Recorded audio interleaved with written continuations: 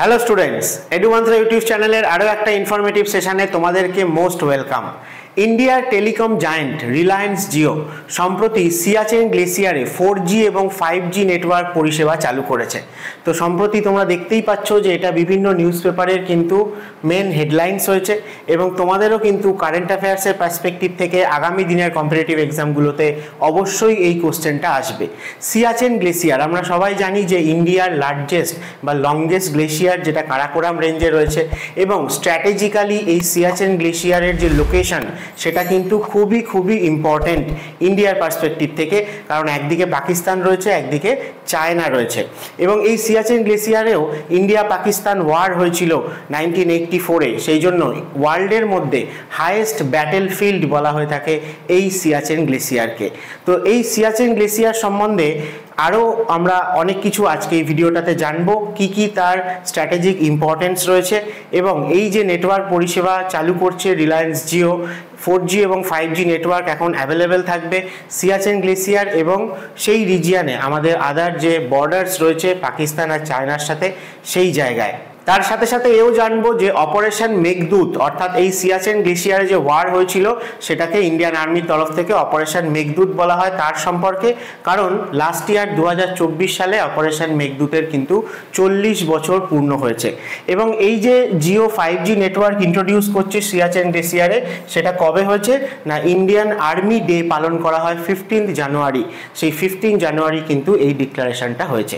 তো চলো আজকের ভিডিওটায় ডিটেলসে অনেক ইনফরমেশন তোমাদের সাথে শেয়ার করব, যেটা কিন্তু আগামী দিনে যে মিসলেনিয়াস মেন্স ডেসক্রিপটিভ পেপার হতে চলেছে অথবা WBCS এমনকি ইউপিএসসির পয়েন্ট অফ ভিউ থেকেও কিন্তু খুবই ইম্পর্টেন্ট। তো চলো আজকের টপিকে ডিটেলসে যাওয়ার আগে তোমাদের বলে দিই যে এডুমন্ত্রায় মিসলেনিয়াস মেন্সকে বেস করে কিন্তু ফ্রেশ ব্যাচ অলরেডি স্টার্ট হয়ে গেছে। তোমরা যারা 2024 সালে মিসলেনিয়াস প্রিলি দিয়েছো, পরীক্ষা ভালো হয়েছে, আশা করছো যে মেন্স দেবে, তারা অবশ্যই এডুমন্ত্রার সাথে যোগাযোগ করো যদি ইন্টারেস্টেড থাকো। এবং এখানে প্রথম থেকেই কিন্তু যে কটা সাবজেক্ট রয়েছে অর্থাৎ Bengali, English, current affairs, GK, math, এগুলোর কিন্তু লাইভ ইন ডেপথ ক্লাস হচ্ছে এবং তার সাথে সাথে যেহেতু ডেসক্রিপটিভ তাই তোমাদেরকে এভরি উইক প্রচুর কোশ্চেন কিন্তু দেওয়া হচ্ছে, যেগুলো অ্যান্সার রাইটিং তোমাদের প্র্যাকটিসের জন্য, এবং সেগুলো সাবমিট করলে সেগুলো কিন্তু স্যার বা ম্যাডামরা কারেকশন করে দিচ্ছেন এবং তোমাদেরকে গাইড করে দিচ্ছেন যে কোথায় কিভাবে লিখলে তোমরা আরও বেটার মার্কস স্কোর করতে পারো। তাই যারা মিসলেনিয়াস মেন্সের সিরিয়াস অ্যাসপিরেন্ট রয়েছে অবশ্যই এডুমন্ত্রার সাথে তাড়াতাড়ি যোগাযোগ করো।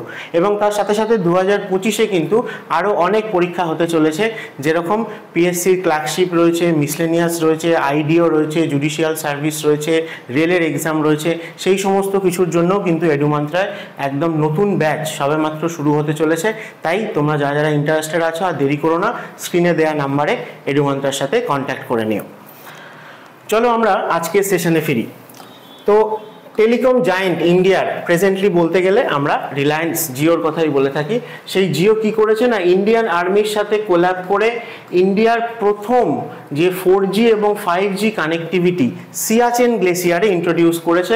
সিয়াচেন গ্লেসিয়ার খুবই একটা হাই অল্টিটিউড রিজিয়ন, যার অল্টিটিউড প্রায় 16,000 ফিট বা তারও বেশি, এবং কারাকোরাম রেঞ্জের এই যে টাফ টেরেইন, যে হার্শ কন্ডিশন, যেখানে মিনিমাম টেম্পারেচার কিন্তু -50 ডিগ্রিরও নিচে চলে যায়, সেই জায়গাতে প্রথম কিন্তু এরকম ধরনের ইনিশিয়েটিভ ইন্ডিয়াতে নিয়েছে জিও। তাহলে জিও কি করছেন, একটা indigenously full stack 5G technology এবং ফরওয়ার্ড পোস্ট, একটা প্রি কনফিগার এবং প্লাগ অ্যান্ড প্লে, অর্থাৎ যখন খুশি আমরা সেটাকে প্লাগ ইন করলে পরে আমরা কানেক্টিভিটি পাবো, আবার যদি সেরকম কন্ডিশনে আমাদেরকে কানেক্টিভিটি এখান থেকে সরিয়ে দিতে হয় আমরা জাস্ট প্লাগ আউট করলেই সেটা পেয়ে যাব। তো এরকম plug in plug play equipment কিন্তু এখানে ইউজ করা হচ্ছে। তো এই অ্যাচিভমেন্টটা অবশ্যই পসিবল হয়েছে, কোঅর্ডিনেশন আমরা করেছি যে আর্মির যারা সিগনালার রয়েছে তাদের সাথে কিন্তু কোল্যাব করা হয়েছে এবং ট্রেনিং সেশন বলো, বিভিন্ন সিস্টেমের কনফিগারেশন বলো বা বিভিন্ন কিছু কম্প্রিহেন্সিভ টেস্টিংয়ের জন্য কিন্তু এই নেটওয়ার্কটা খুবই হেল্পফুল হবে। তো ইন্ডিয়ান আর্মির যে সমস্ত এয়ার লিফটিং হয়ে থাকে বা যে সমস্ত লজিস্টিক বলো, আর্মস কেরিয়ার, এইগুলো কোন জায়গায় কখন পৌঁছানো হচ্ছে, এক্স্যাক্ট লোকেশান, সেগুলোও কিন্তু এই নেটওয়ার্ক যখন কানেক্টিভিটি হয়ে যাচ্ছে তখন আমাদের কাছে আরও সেটা অনেক সিকিওর হবে, আরও অনেক এফেক্টিভ হবে। তো এই কানেক্টিভিটিটা শুধুমাত্র যে সোলজারদের কমিউনিকেশনকে এনহ্যান্স করবে সেটাই নয়, ওয়ার্ল্ডের হাইয়েস্ট ব্যাটেল ফিল্ড হওয়ার জন্য সেই জায়গাতেও আমরা অনেক এর টেকনোলজিক্যালি অ্যাডভান্সমেন্ট পাবো, যেটা আমাদের ন্যাশনাল যে ডিফেন্স সিস্টেম সেটাকে অনেক ভালো আরও সাপোর্ট করবে। এবং আমাদের এই যে ক্রুশিয়াল বর্ডারগুলো চায়না পাকিস্তানের সাথে এই জম্মু কাশ্মীর লাদাখ রিজিয়নে রয়েছে, সেই জায়গাতেও কিন্তু আমরা আমাদের সিকিউরিটিকে অনেক বেশি আরও ইমপ্রুভ করতে পারবো, কমিউনিকেশনকেও আরও অনেক ফাস্ট করতে পারবো।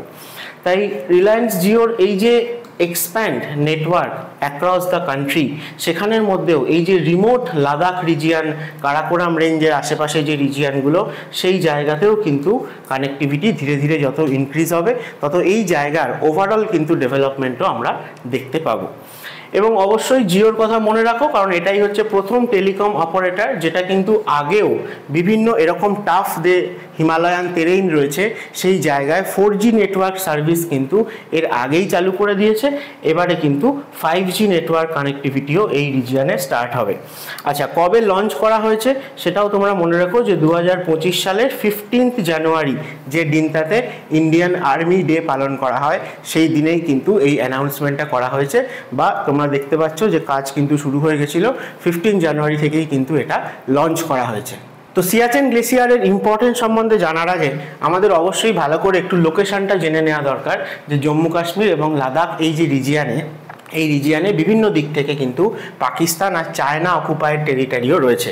যদিও আমরা ইন্ডিয়ার টোপোগ্রাফিক্যাল ম্যাপে এই পুরোটাকেই আমরা ইন্ডিয়ার মধ্যে দেখিয়ে থাকি, যেখানে এখন দুটো ইউনিয়ন টেরিটরি রয়েছে, একটা হচ্ছে জম্মু কাশ্মীর আর একটা হচ্ছে লাদাখ রিজিয়ান। তো জম্মু কাশ্মীর বলতে কিন্তু এইটুকু ইউনিয়ন টেরিটরিকে বোঝায়, বাকি পুরোটাই কিন্তু লাদাখ ইউনিয়ন টেরিটরির পার্ট, বা পুরোটাতেই রয়েছে লাদাখ প্ল্যাটু রিজিয়ান। এই জম্মু কাশ্মীরের মধ্যে যদি এই ওয়েস্টার্ন পার্টটা দেখো, তাহলে সেটা পাকিস্তান অকুপাই করে নিয়েছিল, তাই জন্য এটাকে আমরা পাকিস্তান অকুপাইড কাশ্মীর বা POK বলে থাকি। এবং সেরকমই লাদাখ ইউনিয়ন টেরিটরিতেও যদি আমরা দেখি, তাহলে এই নর্থ ওয়েস্টার্ন পোর্শনে এই যে একটা huge region Gilgit Baltistan region, এটাও কিন্তু পাকিস্তান অকুপাইড। এবং এই নর্দার্ন সাইডে দেখো সাকসগাম ভ্যালি বলে একটা জায়গা রয়েছে, এটাও অ্যাকচুয়ালি পাকিস্তান অকুপাই করে নিয়েছিল, পরে গিফট হিসেবে চায়নাকে দিয়ে দিয়েছে। সাকসগাম ভ্যালি, এই নামগুলো কিন্তু খুব ইম্পর্টেন্ট। এবং এই সাকসগাম ভ্যালির সাউদার্ন সাইডে গিলগিট বালতিস্তান রিজিয়নের ইস্টার্ন সাইডে আমাদের সিয়াচেন গ্লেশিয়ার লোকেটেড। এই যে ট্রায়াঙ্গুলার শেপের সিয়াচেন গ্লেশিয়ারকে আমরা এই জায়গায় পেয়ে থাকি। ইন্ডিয়ার একদম নর্দার্ন মোস্ট পয়েন্ট, যেটাকে আমরা ইন্দিরা কল বলে থাকি, সেটাও কিন্তু এই সিয়াচেন গ্লেসিয়ারের নর্দার্ন সাইডে রয়েছে। এবং এই লাদাখের আমরা যদি একদম ইস্টার্ন সাইডে চলে আসি, নর্থ ইস্টার্ন কর্নার, সেই জায়গাটাও কিন্তু চায়না অকুপাই করে রেখেছে। চায়না অকুপাইড যে লাদাখ রিজিয়ান, সেইটাকে আমরা আকসাই চীন রিজিয়ান চায়না বলে থাকে, তো আকসাই চীন রিজিয়ান হিসেবে আমরা ডিনোট করে থাকি। তাই সেই জন্য এখন অ্যাকচুয়ালি প্র্যাকটিক্যালি যদি আমরা দেখি, তাহলে এই ব্লু কালারের যে রিজিয়ানটা, এইটুকুই আমাদের ইন্ডিয়ার ডাইরেক্ট কন্ট্রোলে রয়েছে, এবং তার নর্দার্ন সাইডে যে সিয়াচেন গ্লেসিয়ার, সেটাও ইন্ডিয়ার কন্ট্রোলে রয়েছে পুরোপুরিভাবে। আচ্ছা, টপিক কন্টিনিউ করার আগে তোমাদের বলি যে WBCS 2024 সেটা কিন্তু পিছিয়ে গেছে অনেকটা। 2025 সালের পুজোর আগে আগে পরীক্ষা হবে, তাই তোমরা অনেকটা টাইম পেয়েছো। এই টাইমটাকে প্রপারলি তোমরা ইউটিলাইজ করো, আরও ভালো করে নিজেদের প্রিপারেশনকে আরও ক্ষুরোধার করো, এবং সেই জন্য তোমাদের পাশে সবসময় রয়েছে as a friend philosopher guide হিসেবে এডুমান্ত্রা।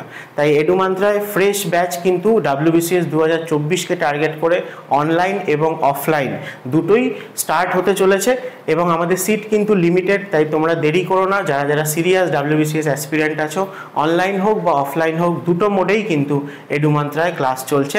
তোমরা কিন্তু খুব তাড়াতাড়ি এডুমান্ত্রার সাথে যোগাযোগ করো।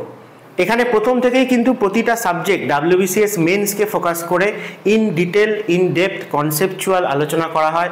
ক্লাস নোট এখানে খুবই ইম্পর্টেন্ট, তার সাথে সাথে তোমাদেরকে স্টাডি মেটেরিয়ালও শেয়ার করা হয়, এবং প্রতি সপ্তাহে প্রত্যেকটা সাবজেক্ট ওয়াইজ তোমরা কিন্তু এখানে ক্লাস টেস্ট দিতে পারবে।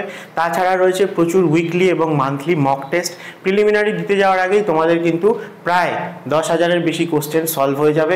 তার থেকে তোমরা কিন্তু অনেক কোশ্চেন ডাইরেক্ট এক্সামে কিন্তু কমন পাবে। তাই আর দেরি করো না। যারা যারা সিরিয়াসলি WBCS 2024কে টার্গেট করছো, তারা অবশ্যই এডুমান্ত্রার সাথে যোগাযোগ করো, কারণ 2024-এই কিন্তু লাস্ট মেন্সটা এমসিকিউ হবে, 2025 থেকে কিন্তু ডেসক্রিপটিভ শুরু হয়ে যাবে। ঠিক আছে, তাই তোমরা এডুমান্ত্রার সাথে যোগাযোগ করো স্ক্রিনে দেওয়া কন্ট্যাক্ট নাম্বারে। চলো আমরা সিয়াচেন গ্লেসিয়ার সম্বন্ধে যদি আলোচনা করছিলাম, তাহলে প্রথমেই দেখো এখানে আমি বড় করে দেখিয়েছি যে সিয়াচেন গ্লেসিয়ারের লোকেশন কি। তার নর্থে বললাম যেটা শাকসগাম ভ্যালি ছিল, সেটা পাকিস্তান অকুপাই করেছিল, পরে চায়নাকে দিয়ে দিয়েছে। এবং এই সিয়াচেন গ্লেসিয়ারের আরও অনেক আইসোলেটেড আমরা রেঞ্জ বা যেগুলো কারাকোরাম রেঞ্জের পার্ট অথবা আমরা গ্লেশিয়ার হিসেবেও নাম জেনে থাকি, যেমন বালতোরো, যেমন সালতোরো, সেরকম সালতোরো রিজ এটাই ছিল এই সিয়াচেন গ্লেশিয়ার রিজিয়নের মধ্যে সবথেকে হাইয়েস্ট পয়েন্টগুলো।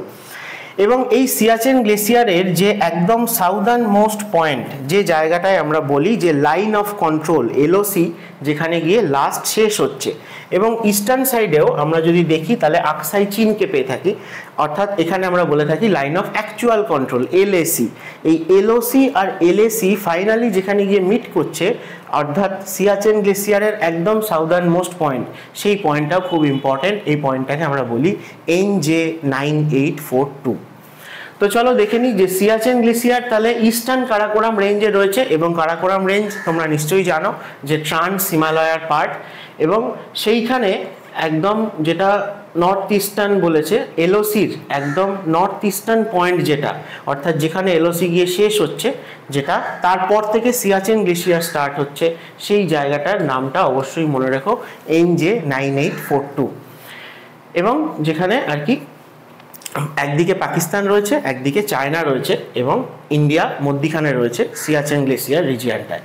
তো এন্টায়ার এই যে সিয়াচেন গ্লেসিয়ারটা, এটা 1984-এর পর থেকে, অর্থাৎ অপারেশন মেঘদূতের কথা যে বলছিলাম যে পাকিস্তান এটা ইলিগালি অকুপাই করে নিয়েছিল, আমরা আবার রিক্যাপচার করেছি পাকিস্তানের থেকে অপারেশন মেঘদূতের মাধ্যমে 1984-এ। তারপর থেকে কিন্তু সিয়াচেন গ্লেসিয়ার এন্টায়ারলি ইন্ডিয়ার কন্ট্রোলেই রয়েছে। তো সিয়াচেন গ্লেসিয়ারের যদি পজিশন বলা হয়, তাহলে আমরা নর্থ ওয়েস্ট থেকে সাউথ ইস্টের দিকে সিয়াচেন গ্লেসিয়ারকে পেয়ে থাকি। নর্থ ওয়েস্টের থেকে সাউথ ইস্ট এইরকমভাবে সিয়াচেন গ্লেসিয়ার রয়েছে।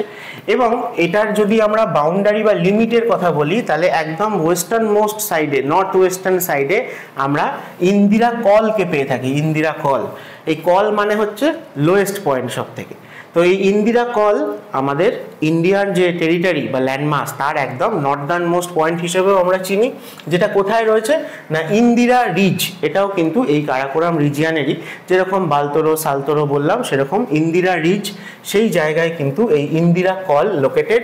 এবং সিয়াচেন গ্লেসিয়ারের অল্টিটিউডটা আস্তে আস্তে যত আমরা ইস্টার্ন সাইডে এসছি, তত আস্তে আস্তে কমে গেছে। এবং সাউদার্ন মোস্ট পয়েন্ট যেটা এসছে, বা একদম ইস্টার্ন মোস্ট পয়েন্টে যেখানে লাস্ট শেষ হচ্ছে, সেই জায়গাটায় আমরা NJ9842কে বললাম। এবং যদি আমরা আরও নর্থ ইস্টার্ন সাইডে চলে যাই, তাহলে আমরা দেখব আমাদের এনশিয়েন্ট যে সিল্ক রুটের একটা পার্ট কারাকোরাম পাস, সেই কারাকোরাম পাস রয়েছে সিয়াচেন গ্লেসিয়ারের একদম নর্থ ইস্টার্ন সাইডে। তো সিয়াচেন গ্লেসিয়ারকে আমরা ইন্ডিয়ার তো লংগেস্ট বা লার্জেস্ট গ্লেসিয়ার বলে থাকি অবশ্যই, কিন্তু তার সাথে সাথে এই কারাকোরাম রিজিয়নটাকেও কিন্তু third pole of the earth বলা হয়। অর্থাৎ আর্থের পোলার রিজিয়নগুলোতে সব থেকে বেশি আমরা গ্লেসিয়ার পেয়ে থাকি। পোলার রিজিয়নগুলোকে বাদ দিলে আর কোথায় ওয়ার্ল্ডের মধ্যে সব থেকে বেশি গ্লেসিয়ার পাওয়া যায়, তাহলে বলা হয় যে কারাকোরাম রিজিয়নে।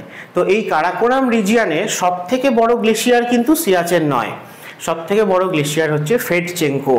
এই ফেটচেঙ্কো হচ্ছে ওয়ার্ল্ডের মধ্যে লার্জেস্ট নন পোলার গ্লেসিয়ার। ফেটচেঙ্কো কোথায় রয়েছে না কারাকোরামের নর্দার্ন স্লোপে রয়েছে, যেটা তাজিকিস্তানের মধ্যে পড়ে। আর সিয়াচেন গ্লেসিয়ার কারাকোরাম রেঞ্জের সাউদার্ন স্লোপে রয়েছে। সিয়াচেন গ্লেসিয়ার এই কারাকোরাম রিজিয়নের মধ্যে সেকেন্ড লার্জেস্ট গ্লেসিয়ার, ফেটচেঙ্কোর জাস্ট পরেই। কিন্তু ফেটচেঙ্কো যেহেতু ইন্ডিয়ায় পড়ে না, তাই ইন্ডিয়ার মধ্যে লার্জেস্ট গ্লেসিয়ার আমরা সিয়াচেনকেই বলে থাকি। নেক্সট চলো সিয়াচেন গ্লেসিয়ারের ইমিডিয়েটলি সাউথ যেটা বলছে, সেই জায়গাটায় আমরা কারাকোরাম রেঞ্জ কিন্তু একটা ওয়াটার ডিভাইড হিসেবে কাজ করছে, একটা ওয়াটার শেড হিসেবে কাজ করছে, যেটার সাউদার্ন সাইডে আমরা আলাদা ড্রেনেজ বেসিন পেয়ে থাকি, নর্দার্ন সাইডে আলাদা। তো কারাকোরাম রেঞ্জের সাউদার্ন সাইড মানে পুরো লাদাখ প্ল্যাটু রিজিয়নটাতেই মেন রিভার হচ্ছে ইন্দাস রিভার। তো ইন্দাস রিভারের ড্রেনেজ বেসিনেই কিন্তু পুরো লাদাখ প্ল্যাটু রিজিয়নটা রয়েছে। আর সিয়াচেন গ্লেসিয়ারের যদি আমরা সাউদার্ন সাইডে দেখি, সেই জায়গা থেকে কিন্তু নুব্রা রিভার অরিজিনেট হচ্ছে। এই নুব্রা রিভার ফাইনালি গিয়ে শোক রিভারের ট্রিবিউটারি এবং শোক রিভার হচ্ছে ইন্দাস রিভারের ট্রিবিউটারি।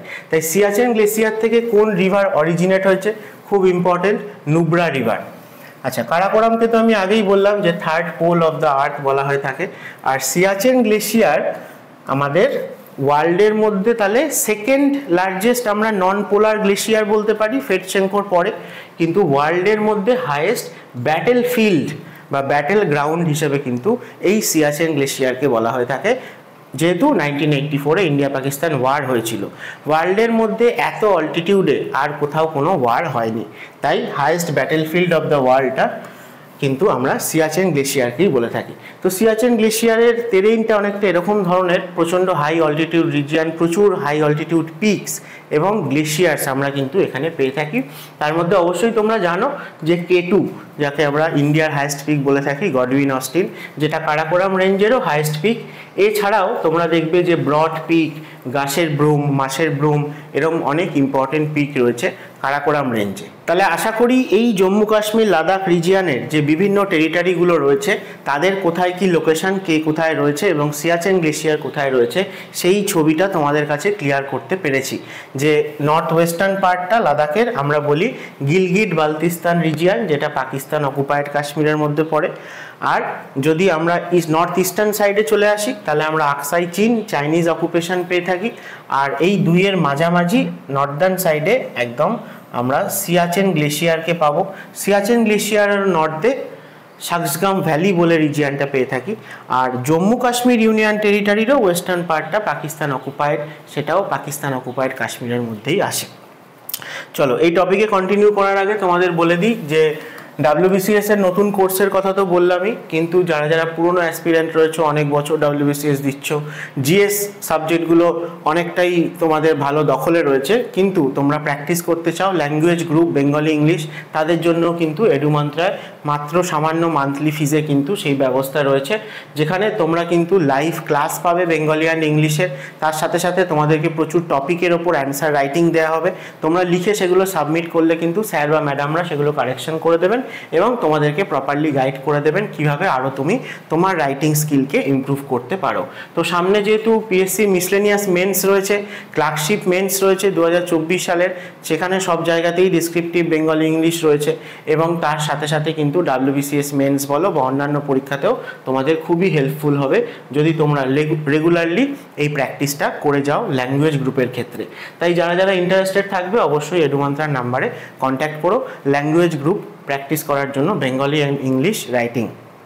এবং WBCS 2024-এর জন্য শুধু পড়ে গেলে হবে না, তার সাথে সাথে MCQও সলভ করতে হবে। যত বেশি MCQ সলভ করা হবে তত আমরা নিজেদেরকেও বুঝতে পারি যে কতটা আমাদের পড়া তৈরি হয়েছে, অথবা আমাদের একটা এক্সপিরিয়েন্সও তৈরি হয় যে কীরকম অপশান থাকলে কিভাবে আমরা MCQকে ট্যাকেল করতে পারবো। তো সেই জন্যই এডুমন্ত্রা তোমাদের সামনে নিয়ে এসছে কিন্তু প্রচুর মক টেস্ট, খুবই কম টাকায় তোমরা এগুলো পেয়ে যাচ্ছ, যেখানে তোমরা সাবজেক্ট ওয়াইজ অল্প অল্প করে যা সিলেবাস রয়েছে সেটা রিভাইজ দিতে দিতে এই মক টেস্টগুলো দিতে পারবে। সাবজেক্ট ওয়াইজও কিছু মক রয়েছে এবং সব সাবজেক্ট মিলিয়ে যেরকম প্রিলিমিনারি হয় সেরকম কমপ্লিট ফুল লেন্থ মকও কিন্তু রয়েছে। তাই তোমরা এখন থেকে মক দেওয়া শুরু করো, এভরি উইক একটা করে মক দিলেও কিন্তু হবে না, আরও বেশি মক দিতে হবে এবং এরপরে আরও মকও কিন্তু এডুমন্ত্রার তরফ থেকে তোমাদেরকে প্রোভাইড করা হতে পারে।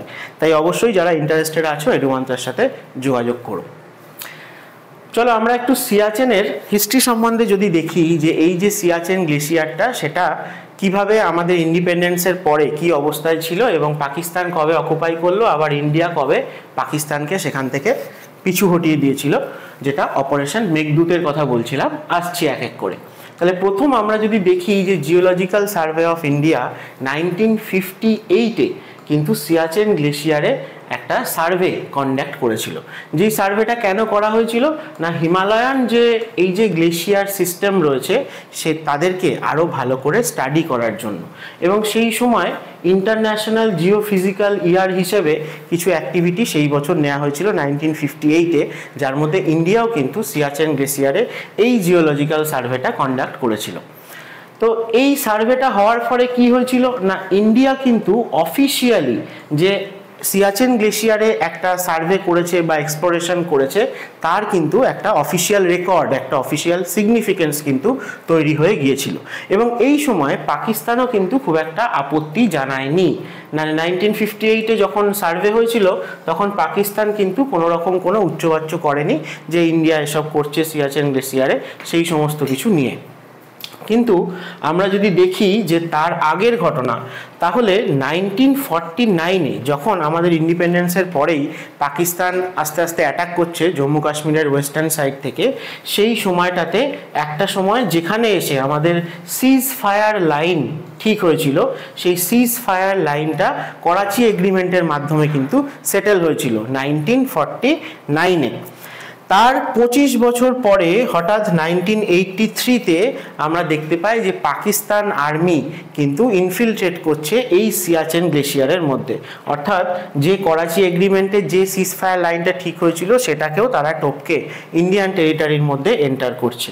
এবং সেই খবরটা যখন ইন্ডিয়ার আর্মির ইন্টেলিজেন্সের মাধ্যমে ইন্ডিয়ার কাছে আসে, তখন ইন্ডিয়া সিয়াচেন গ্লেশিয়ারে যে আর্মি অপারেশনটা লঞ্চ করেছিল সেটা হয়েছিল 13 এপ্রিল 1984, যেটাকে আমরা বলে থাকি অপারেশন মেঘদূত।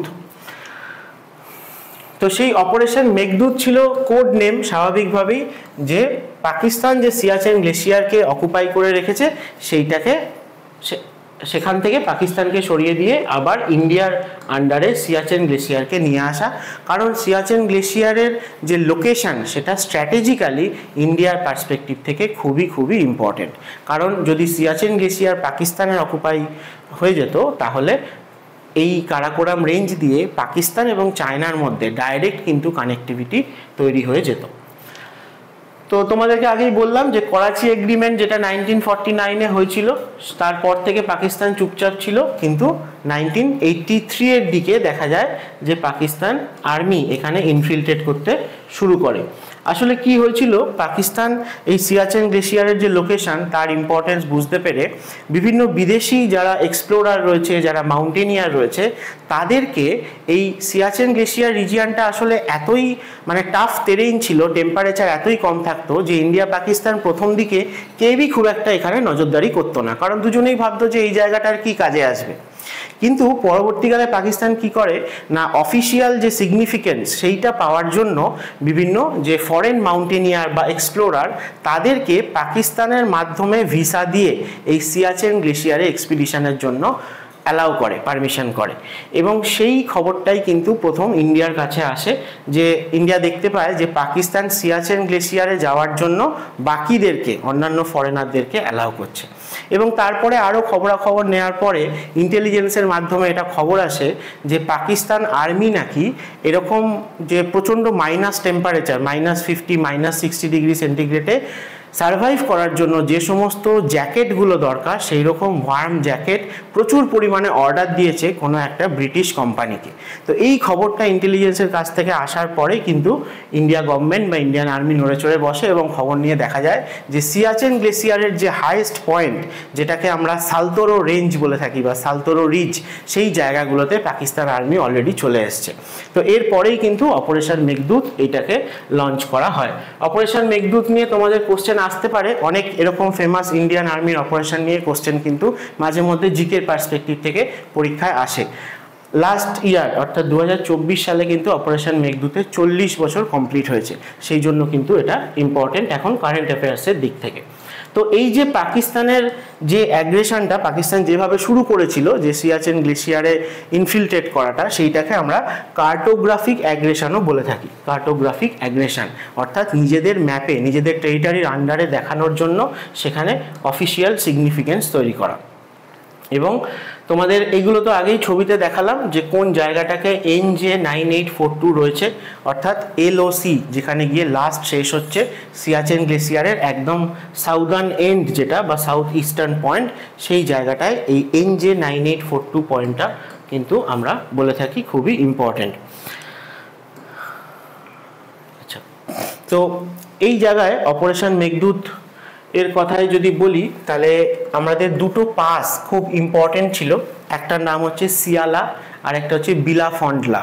এই দুটো পাস দিয়েই কিন্তু আমরা পৌঁছতে পারতাম সব থেকে হাইয়েস্ট পয়েন্ট যেটা বললাম যে সালতোরো রিজ, সেই জায়গায়। তো সেই জায়গায় পাকিস্তানের আর্মি ঢুকে পড়েছিল। তার 13 এপ্রিল 1984 কিন্তু এই অপারেশন মেঘদূতকে লঞ্চ করা হয় এবং তারপর থেকেই সিয়াচেন গ্লেশিয়ারে যেহেতু এই ওয়ার হয়েছিল তাই জন্যই তারপর থেকে সিয়াচেনকে বলা হয় যে ওয়ার্ল্ডের হাইয়েস্ট ব্যাটেল গ্রাউন্ড বা ব্যাটেল ফিল্ড। এবং সেই জায়গায় আমরা দেখতে পেয়েছিলাম যে বরাবরই তো পাকিস্তানের সাথে যতবার আমরা সামনাসামনি হয়েছি পাকিস্তান পিছু হটতে বাধ্য হয়েছে। তো এই সময়তেও আমরা ইন্ডিয়ান এয়ারফোর্স এবং ইন্ডিয়ান আর্মির যে সুন্দর কোঅর্ডিনেশন সেটাও কিন্তু আমরা দেখতে পেয়েছিলাম। এবং তারপরে ফাইনালি এই 1984-এর পর থেকে অপারেশন মেঘদূত সাকসেসফুল হওয়ার পর থেকেই কিন্তু সিয়াচেন গ্লেশিয়ার পুরো রিজিয়নটাই ইন্ডিয়ান টেরিটরির আন্ডারে আসে বা পুরোপুরি ইন্ডিয়ার কন্ট্রোলে রয়েছে।